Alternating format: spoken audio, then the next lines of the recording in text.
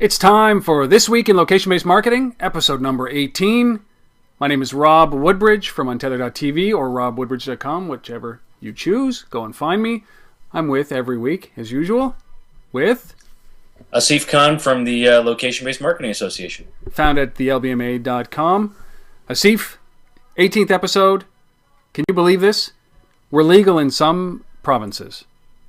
Absolutely. And, well, you never know, though, for how long. I mean, we're in the middle of an election once again, 4 times in 7 years, and we can expect lots of mobile usage of technology, I would think, from various of the candidates in this election.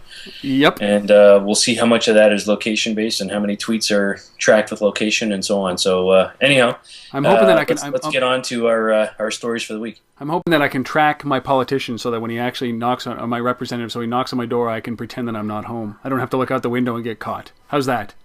There you go. That's what we do. Yeah, and more movement and more change in Canadian politics in 7 years than there has been in the location-based marketing industry. I think we need a little bit of stability inside of Canada. We are rudderless right now. But that doesn't change anything. What we've got here is a great week. 2 big stories that we want to cover right off the bat. The first one being Color Labs. This massive announcement that they came out with this week. Let's talk about Bill and his team. Yeah, so Color Labs is a really interesting application in the location-based photo sharing space. And so this is a company that's been around for a little bit, founded by a guy by the name of Bill Nguyen. Bill has quite a pedigree. He was the guy who founded Lala, which was ultimately sold to Apple for, I don't know, $80-something million. So he's done quite well.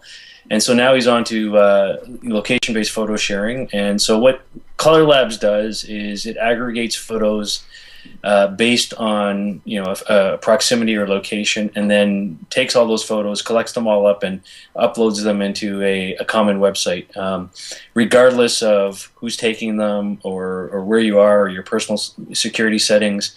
It's just taking all this stuff and putting it all up in one place. And not just a web, it can be shared via Twitter or other tools as well. Well, it seems that so this is like, we've talked about a company when we were talking about the group messaging craze of that's right, of South by Southwest called Yobongo, right? Which was basically you sign in and then you see everybody's chats that are around you, right?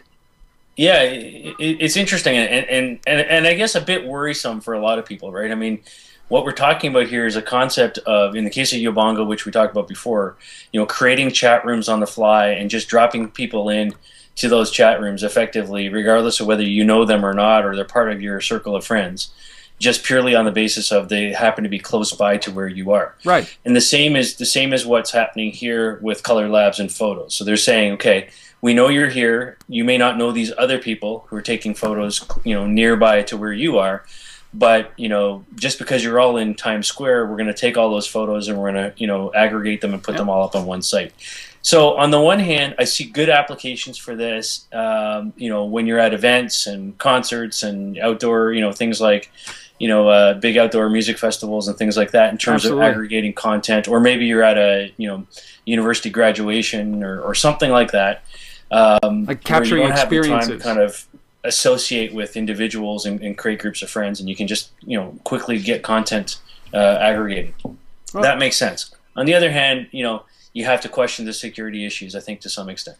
Well, they call it the ultimate voyeuristic application. So you can see, I've read stories about people who have met their neighbors as a result of this because they've been posting photos.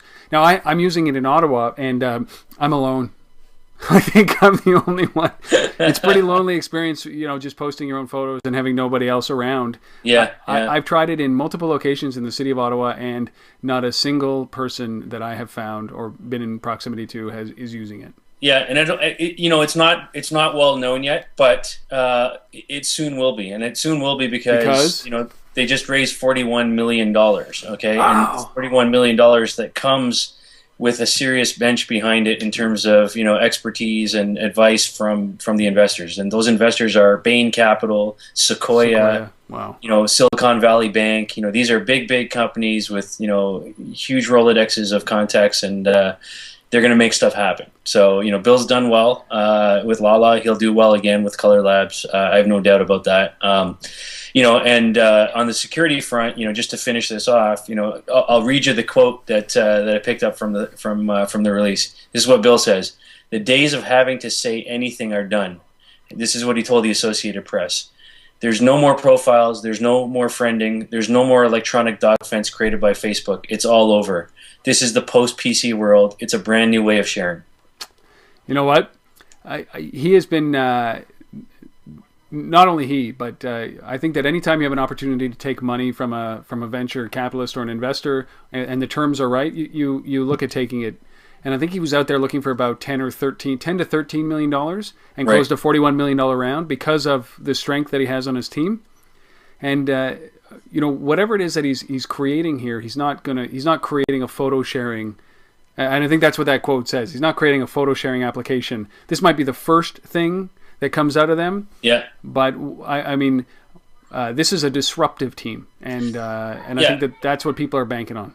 And so to that point, I think maybe a way to look at this is it's a platform for content aggregation, regardless of who the user is, based on location, right? And so I think that's an interesting vehicle in terms of it could be many things, not just photos. No, and that's, I mean, if you read anything into this, what they've said is that they've created a technology that intelligently identifies nearby smartphones. And then using proximity algorithms, every photo, video, and text captured by each smartphone through color is instantly shared with surrounding phones, also using color. And this can have many applications. And they've been panned in the media, for the overinvestment. This is the beginning of the bubble. And they've also been celebrated in the media around. Maybe now the purse strings are opening up. Innovation is finally happening, and I think the word is still out on this. But Bill Nguyen has a track record. His team has a track record, and if they do a fraction of what they've done previously with this company in this space, it will move the needle. And I think that's what people have to understand is that the things that we see as normal human beings aren't the things that are innovative, right? We see the things that are coming out. These guys, some of these guys like this, see the things that are going to be. Yeah, they're already a few steps ahead of the curve. And I think that's what we have to think about here. Absolutely. That's why there's 41 million behind this. It's not because of it's not a photo sharing app. Like there's, I hope not, because if it is, I'm getting in on that right away. I'm starting it now. Well, it's good, and I look forward to it. And one of the things that's great, being a Canadian, is that they actually thought of some, the population outside of the United States that spells color COLOR. They actually spent, I think, $750,000 registering that domain name. They actually registered COLOUR.com, which is how we spell it everywhere around the world in English, except for the United States. And I think they only paid $200,000 for that. So that's a good exchange rate. So I appreciate that, Bill. Well done. So yeah, color, and that's at, as I said, color.com. Any way you choose to spell it, it's exactly the way that you find it. And you can download it from the App Store and on the Android Marketplace. Looking forward to seeing what these guys are going to do. But so going from that piece of news into a move that I think that we've talked about many times around Groupon and what they need to do in order to remain relevant in the location-based world. Right. With their Groupon 2.0 and a little bit more of a meaningful, instantaneous response or ability to respond to specials nearby. Let's talk about that. Yeah, so Groupon 2.0, and by the way, this is, before we get too far into this isn't yet available on the platform. It's to be released in the next couple of weeks. They say April. So it's coming shortly. But Andrew Mason, who's the guy behind Groupon, shared this with Bloomberg in an interview earlier this past week. And so what we're talking about here is how does Groupon address the issues of 50% attrition in terms of companies signing up for that second deal, which we've seen over and over again, and you and I have talked about several times. There was a study that just came out a couple weeks ago that looked at revenue month over month, and the revenue between January and February was a 30% drop in revenue between those 2 months, and some of that's being attributed to the disastrous Super Bowl commercials that they ran. But reality is the margins are getting smaller, the deals aren't getting renewed. They have to find new ways to be relevant, and so now comes Groupon 2.0. And what is it? It's the ability to find deals based on your location that are time sensitive, perishable, etc. It's like revolutionary. It's revolutionary. I've never heard of this before. But it had to happen. I wonder where he got that idea from. It had to happen. Every other company, I think. That scavenger company that we were talking about the other day, right? Wow. Level Up, I think it was. Yeah. Anyhow, boy.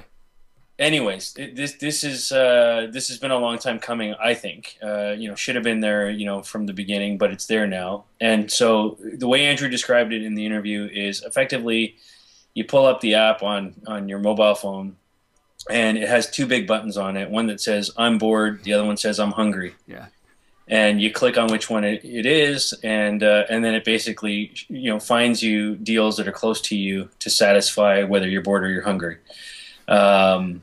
And that's interesting. Where does the massage come in? Is that under the I'm bored? Or the pedicure? Because that's all I get from Groupon, right? Massage and pedicures. Yeah. And I take them up every time, and I'm in there, right? No, I'm joking, but this is a long time coming from Groupon. I'm so surprised that because Groupon really to me was an old school email company, right? And this is really their first. The announcement of this is their first real move into true location-based, instant gratification opportunities that they've never had before, or that they've never done before. Yeah, and I think one of the key things here is that it does truly open the platform outside of what you just said. I mean, it's been a lot of those massages and pedicures and hairstylists and photo places and things like that. And so really it moves, into the heart of what a lot of the deals that people are looking for, which is restaurants and, food and events and concerts and all of that kind of stuff. And so the nice thing about it is it allows those small businesses, those restaurant owners to tailor deals based on time of day, based on, the hour, the service that they're offering, and all that can be done in real time. Yep. Well, good on them. So did they give an indication of when this is going to be available? All they said was April. So, I assume it's going to be in the next couple of weeks from the tone of the interview that I saw. So. Yeah. Well, and how do you think on a level, how do you think this is going to go over? I think it's going to go over well. I mean, Groupon is well positioned in terms of its sales force. It's, 5,000 or how many employees they've got now. And I think also too the international presence is strong with Groupon right now. They're big in China already, and I think opening this kind of functionality up in multiple markets is going to serve them well. And I think it's also going to create some challenges for the 10,000 other group deal sites that are out there. Yes. Do you think this shifts their business though? Do you think that they're going to find that there's going to be much more demand for something like this? Than their email. Well, maybe there won't be as much demand, but that this is a pretty cheap way of actually running a business as opposed to what they need to do in order to run Groupon itself. Yeah, I think it's just something they had to do to kind of stay competitive with the Facebooks and the Googles and everybody else that's in this space, right? So, we'll see how much of that revenue is impacted, and quite frankly, we should be finding out relatively soon.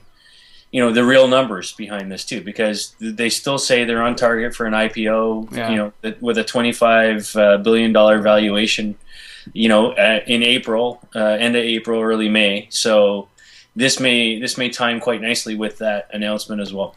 Well, I whatever they do, this is the right move. They're late to the game, in my opinion, and this is what they should have been doing very quickly when they realized that other companies, like Foursquare, like Gowalla, like Yelp, like Facebook, all these other guys are already doing this. They've been doing it for 2 years almost. And Groupon just sat back and waited. And They do have the might. They're a big machine, and they can win in this space. But ultimately, now they're up against Facebook Places, and I think that's going to be a different and difficult thing. And and Google, right? Google Hotpot. Sorry. There's a lot of players now in this space, right? And it's definitely the big guys are all in. So it's the battle is on, and I think Groupon had to do this, and we'll see how they fare. Well, that's good. So sometime in April, hopefully, we'll see what. I'm bored and I'm hungry. Well, I think that's pretty much that's it. I'm bored and I'm hungry, and I just happen to be next to something.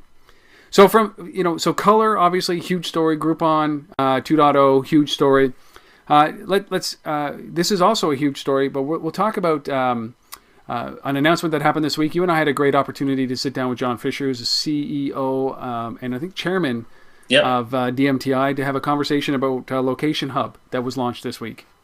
Yeah, so for those who don't know DMTI is one of those companies that's been around for 20 years in the location intelligence space.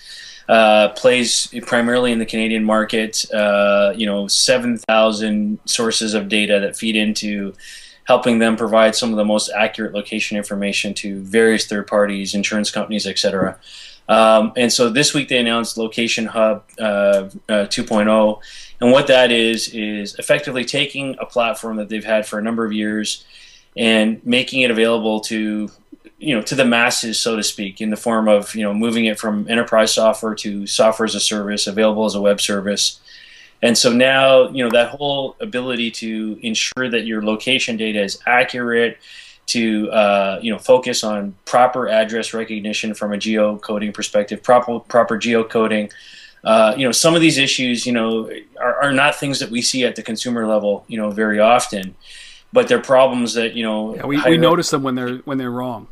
Yeah, you notice them when they're wrong, or even sometimes when you're using that in-car navigation device and it's telling you that the house is there, but it's really across the street. Yeah. It's those kinds of issues in terms of that kind of location accuracy that companies like DMTI work really, really hard to try and address, and now they've kind of brought that down to the smaller business and giving them that ability through Location Hub 2.0. And so don't want to say too much more on that, but if you're interested in that space, Rob and I did do an interview with John Fisher earlier this week, and so that's available off the LBMA site, a video podcast as well. So take a look at that if you get a chance. I love these guys like DMTI and all of the companies that have been in this business for the last 20 or 25 years. Back when they had to launch their own satellites in order to be able to get the data that we're getting now from our handheld devices for free. But a lot of these guys, have lived in obscurity for their entire existence until, companies like Foursquare and Gowalla and Facebook get involved in it, and all of a sudden, geo's the new rage, and everybody's creating things that are so cool. But these guys have been doing it for 20 years, so it's worth a look to see. I mean, these guys have had a long time to perfect this science, and they're great at it. So go and check them out. It's fun to see these guys. They might have to change their names, though. I think most of them are pretty, like DMTI doesn't really tell us anything. It's not as cool as Foursquare. So from DMTI about normalizing data, about making sure that data is right, here's a really interesting company when we talk about CommScope. And their E911 initiative, which is very important, as important as clean data. But this is a really this is for personal security and safety. Yeah, so CommScope's so this is a U.S. Company, and really what they're trying to address is, again, similar to DMTI, this whole idea of accurate location information. And so last September, the FCC in the U.S. changed regulations, and the carriers had to kind of fall in line with this. Around anyone that's doing emergency 911 calls, they had to improve the accuracy of being able to locate that individual that was making that call. Within certain parameters. I don't want to get too technical on that. And so CommScope's basically put out a suite of tools that helps carriers kind of fall into compliance with the new FCC E911 regulations. And so this is, again, enterprise level stuff that, is really a tool for carriers to work with, but, critical and super important to the consumer in terms of knowing that, when I'm on that mobile device and I'm using E911 type services, that my location information is accurate, and emergency services are going to be able to get to me with a great deal of accuracy, very, very quickly. Yeah, regardless of what the state of the cellular towers are in. I mean, we saw this in 9/11, where when there's no cellular signal, you still have to be able to be pinpointed or located. That's right. Yeah, and so they their goal is really to make sure that everybody's in compliance with this, right? Exactly that. So, and just before we leave that, while that's a kind of U.S. FCC compliance issue, here in Canada, we have a really interesting startup company called Guardly, Guardly, just at guardly.com.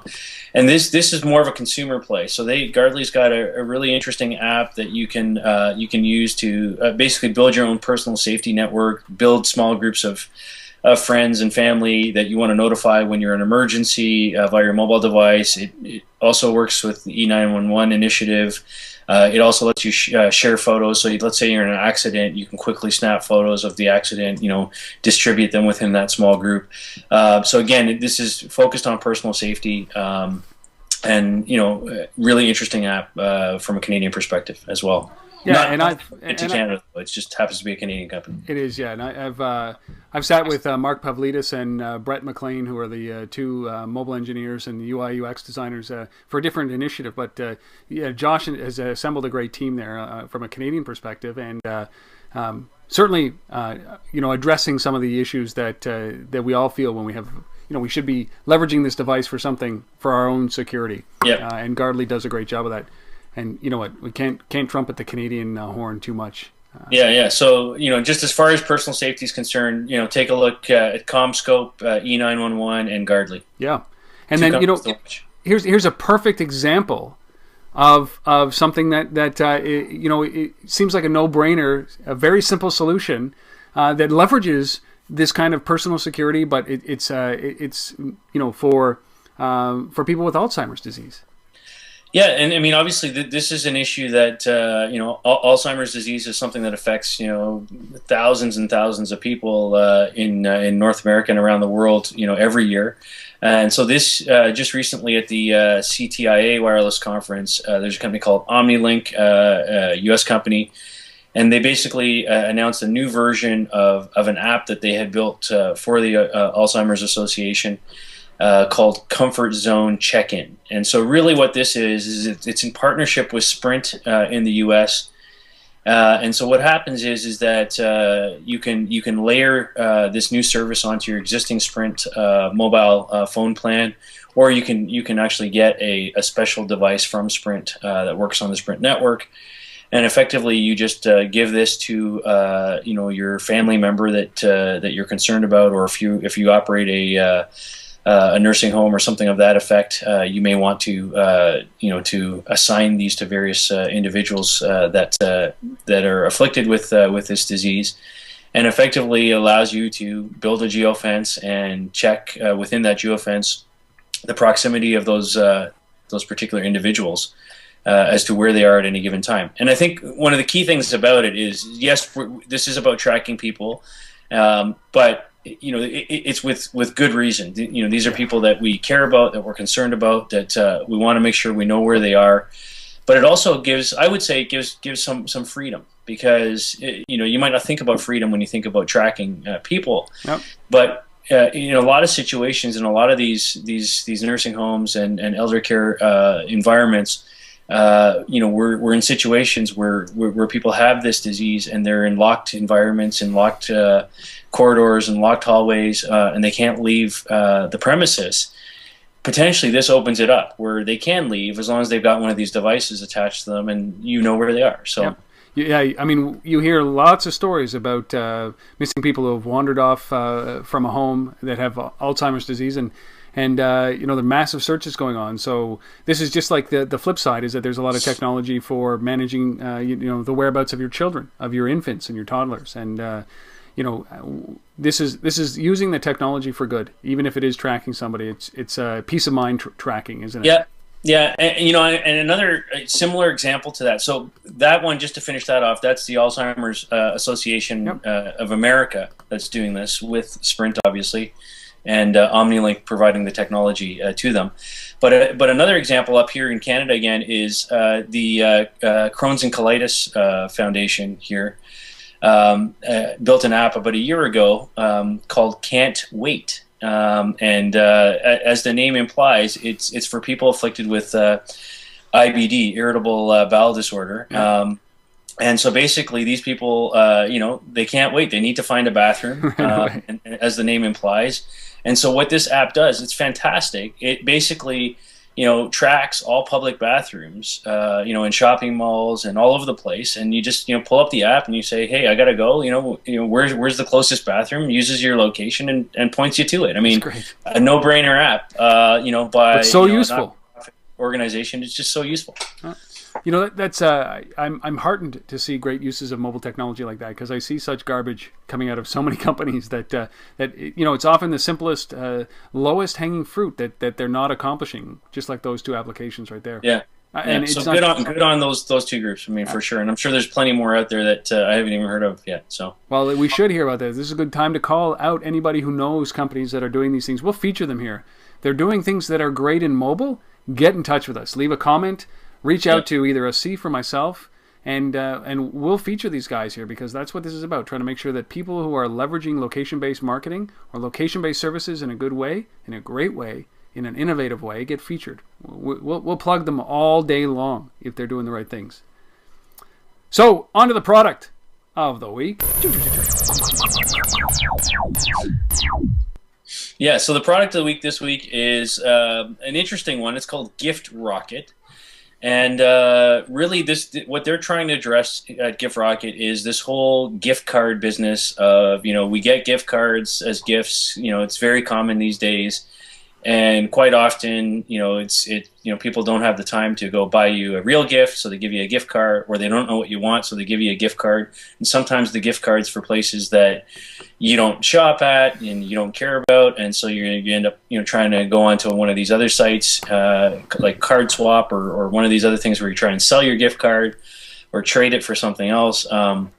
And gift cards aren't available for everything. Like your favorite local restaurant around the corner, doesn't necessarily offer gift cards the way the Gap does or Best Buy. So in comes GiftRocket. And so what is GiftRocket? GiftRocket lets you send a gift via mobile, and that's done based on your physical location and integration with PayPal. So the way it works is it's a very, very simple premise.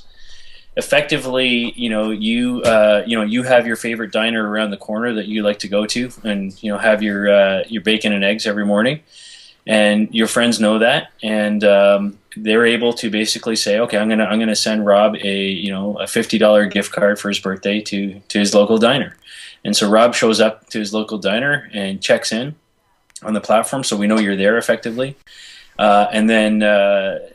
When you're there, the $50 is transferred to you, to Rob, in the form of a PayPal credit. And if you don't have a PayPal account, it basically creates one for you on the fly, so it's seamless, and it's as simple as that. So it really doesn't give you it doesn't really give you a card as much as it just pays you cash when you check into a location. Correct. Yeah. It's a pretty unique thing to do, but it's really about. So then you can spend it anywhere ultimately, right? No, it's tied to that particular venue. But if it goes into my PayPal account, and I've collected on that $50, they generate a PayPal credit based on that location. Okay, I mean it's a one of the biggest challenges obviously is how do you. We've talked about this many times about companies like Starbucks and every other big brand having their own cards, gift cards like this, or credit cards. And how do you, are you really going to carry 15 or 20 different apps for all the stores that you you have it? So that's right. That's what GiftRocket is going after, those guys that are... Yeah, so anyhow, great little tool. Check it out, giftrocket.com. I like it. I like it a lot. Get those guys on Untethered. So now our resource of the week.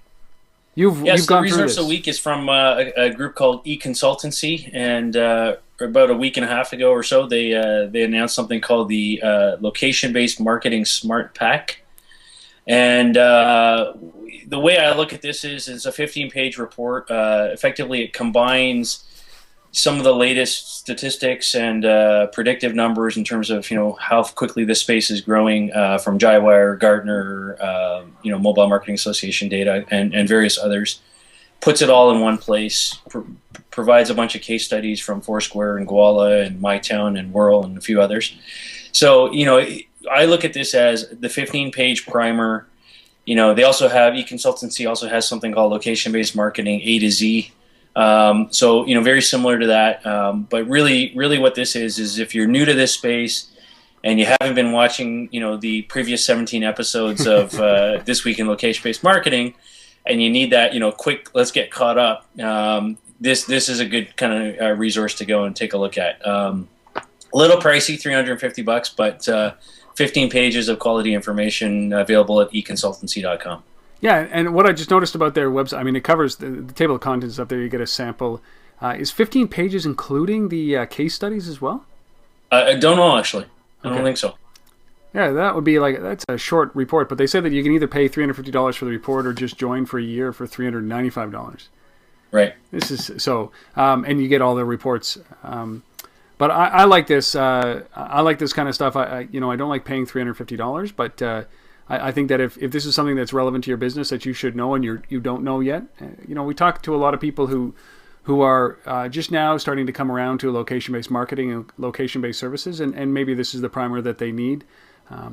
I think the challenge is that as soon as you put it down on paper, something like this, it has to be maintained quite well, because if you look at the companies that they do the case studies on, it's Facebook, which is interesting, Foursquare, Gowalla, MyTown, and Whirl, and they don't have anybody else who are these might be the dominant ones. But what about Yelp? What about the other guys that are that are evolving? Now, what about even companies like Instagram and even companies like Color? You got to stay on top of this. Exactly. So anyhow, something to take a look at if you're looking for that quick primer to kind of get caught up. Yeah, well, or you could just go back and watch the 17 previous episodes of this one. Highly recommended. Yeah, 100%. It's 100% free. Cost you $0 if you just a little bit of time, 30 minutes at a time, and they're all great episodes. So this one done, and short but sweet. Lots of news covered. Lots of things going on in this industry. Can't shake it for a day. This was one of the busier weeks. We had to cull. We had to bring the stories down to the ones that are very important, and we bring those to you every single week. The rest of it, maybe not as important, but still, this industry is thriving. So check out thelbma.com. Stay on top of the industry, and we're going to summarize it every single week for you here on the podcast. Yeah, and again, we appreciate you who are out there who are listening to this, and always looking for more feedback. So feel free to get in touch with either Rob or I at any time. Wherever you find this fine podcast, there's probably going to be an email address associated with it. Respond and or ask a question, make a suggestion, and we will absolutely respond to you. That's it, Asif. We'll see you next week for episode number 19. Thank you guys out there who are still listening and still watching. We really appreciate your support. This has been episode number 18 of This Week in Location-Based Marketing. Later.